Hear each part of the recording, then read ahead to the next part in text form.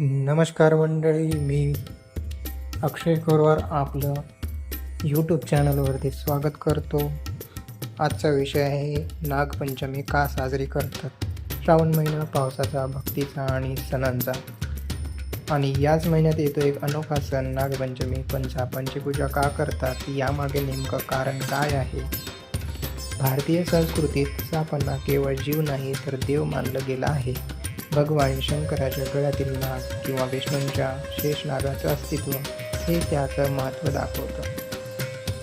जनमेजय यज्ञ. पौराणिक कथेनुसार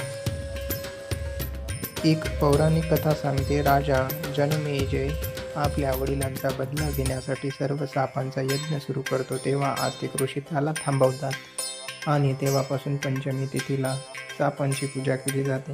नागपंचमी. स्त्रिया दारासमोर नागचित्र का काढतात, पूजा का करतात? तर या दिवशी नागदेवतेला दूध, फुलं, लाया अर्पण केल्या जातात. स्त्रिया दारावर नागांचं चित्र काढतात आणि मनोभावे प्रार्थना करतात, हे नागदेवता आमचं रक्षण करा.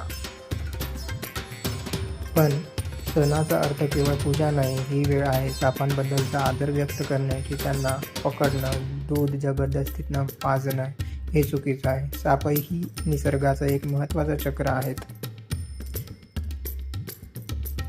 भारतात नागपंचमी वेगवेगळ्या ठिकाणी वेगवेगळ्या पद्धतीने साजरी होते. महाराष्ट्रात बेलवाडा, हिंगोली, उत्तर प्रदेशात बटेश्वर आणि दक्षिणेत कर्नाटक ही एक श्रद्धा आणि निसर्गाचं प्रतीक आहे.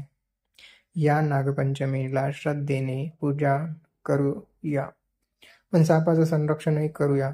हेच खरे पूजन. व्हिडिओ आवडल्यास शेअर करा, सबस्क्राईब करा. @अक्षय कोरवार 1052 वर भेटूया पुढच्या भक्तिपूर्ण व्हिडिओसह. जय नागदेवता.